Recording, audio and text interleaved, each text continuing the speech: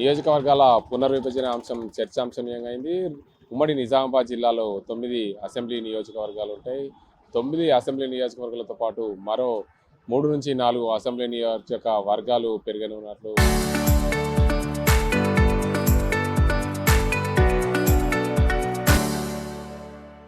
సమాచారం. 2011 జనాభా లెక్కల ప్రకారము ఉమ్మడి నిజామాబాద్ జిల్లాలో సుమారు 20,08,000 పైచీలిక ఓటర్లు ఉన్నారు. అందులో ప్రధానంగా 9,58,000కు పైగా పురుష ఓటర్లు, అదేవిధంగా మహిళా ఓటర్లు 10 లక్షలకు పైగా మహిళా ఓటర్లు ఉన్న పరిస్థితులు ఉమ్మడి నిజామాబాద్ జిల్లా వ్యాప్తంగా కనిపిస్తుంది. ప్రధానంగా ఉమ్మడి నిజామాబాద్ జిల్లాలో చూసుకుంటే అత్యధికంగా మహిళా ఓటర్లే ఉన్న పరిస్థితులు నెలకొన్నాయి.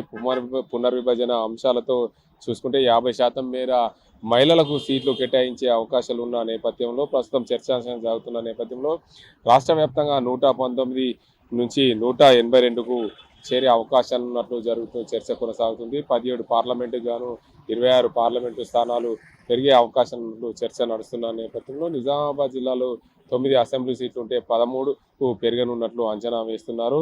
ఏదైతే ప్రధానంగా పూర్తి స్థాయిలో నిజామాబాద్ జిల్లాలో జనాభా లెక్కల ప్రకారం చూసుకుంటే 15,71,22 మంది జనాభా, అదేవిధంగా కామారెడ్డి జిల్లాలో 9,72,625 మంది ఉన్నట్లు తెలుస్తుంది. ప్రధానంగా ఇందులో చూసుకుంటే 23 లెక్కల ప్రకారం ఉమ్మడి జిల్లాలోని ఆర్మూర్, బోధన్, నిజామాబాద్ అర్బన్, నిజామాబాద్ రూరల్, బాల్కొండ, బాన్స్వాడ, కామారెడ్డి, ఎల్లారెడ్డి, జుక్కల్ నియోజకవర్గాల్లో మొత్తంగా 20,06,494 మంది ఓటర్లు ఉన్నట్లు తెలిసింది. ఇందులో పురుషులు అత్యధికంగా 9,58,718 మంది, మహిళలు 10,47,674 మంది ఉన్నారు. ఇతరులు 102 మంది ఇతరులు ఉన్నట్లు తెలుస్తుంది. ప్రధానంగా నియోజకవర్గాల పునర్విభజన జరిగితే ఉమ్మడి నిజామాబాద్ జిల్లాలో మహిళా కోటలు సుమారు ఎందుకంటే ఇప్పటి వరకు 3 నుంచి 4 మహిళా కోటలో సీట్లు దక్కే అవకాశాలు ఉన్నాయి. మహిళా కోటకు దక్కుతుంటే ప్రధానంగా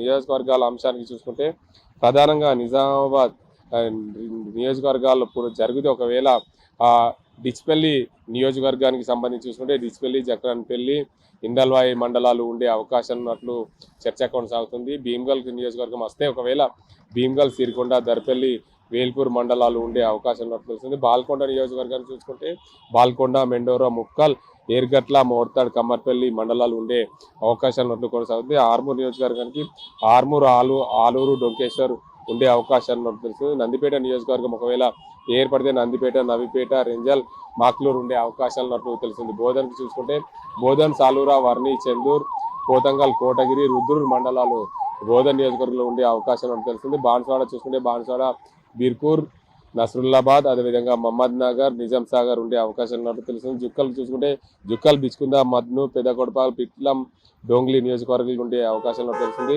ఎల్లారెడ్డి నియోజకవర్గం చూసుకుంటే ఎల్లారెడ్డి, నాగిరెడ్డిపేట, లింగంపేట, అదేవిధంగా తాడ్వాయి, గాంధారి మండలాలు ఉండే అవకాశాలు తెలుస్తుంది. కామారెడ్డి నియోజకవర్గం చూసుకుంటే కామారెడ్డి, సదాశివ్ నగర్, రాజంపేట ఉండే అవకాశాలు తెలుస్తుంది. దోమకొండ నియోజకవర్గం ఒకవేళ ఏర్పడితే దోమకొండ, బిక్నూర్, బీబీపేట, మాచారెడ్డి, పల్వంచ, రామారెడ్డిలు ఉండే అవకాశం. మహిళల కోటలో 33% సీట్లు ఇవ్వనుండి తెలుస్తుంది. ప్రధానంగా 82కు పెంచితే మాత్రం మహిళల కోటలో 60 సీట్లు ఉండే అవకాశాలు ఉన్నాయి. మహిళల కోటలకు సంబంధించి చూసుకుంటే ఉమ్మడి నిజామాబాద్ జిల్లాలో మహిళా కోటల నుండి ఇప్పటికే అతిరథ మహారాజులందరూ కూడా పోటీలో ఉన్నట్టు తెలిసింది. ప్రధానంగా మాజీ ఎమ్మెల్యేలు ఆకుల లలిత, అన్నపూర్ణమ్మ, అదేవిధంగా ఏదైతే జుక్కల్ ప్రాంతానికి సంబంధించిన మరో మహిళ అరుణతార, వీళ్ళు ముగ్గురితో పాటు ప్రస్తుత నాయకుల కూతుర్లు, భార్యలు కూడా పోటీలో ఉండే అవకాశం ఉంది. ఆర్మూర్ నుంచి ఎమ్మెల్యేగా కొనసాగుతున్న ఆర్మూర్ పైడి రాకేష్ రెడ్డి కూతురు సుచరితారెడ్డి ఉన్నట్లు తెలిసింది. అదేవిధంగా మరోవైపు ఇంకా మరికొంతమంది నేతల కూతుర్లు, భార్యలు పోటీలో ఉంటాయి. ఏదేమైనప్పటికీ నియోజకవర్గాల పునర్విభజన అంశం చర్చనీయాంశం కొనసాగుతున్న పరిస్థితి. నిజామాబాద్ జిల్లాలో మొత్తంగా 13కు చేరే అవకాశం ఉన్నట్లు తెలుస్తుంది. ఇది ఇక్కడ పరిస్థితి. కాబట్టి అదింతో గంగారెడ్డి RTV నిజామాబాద్.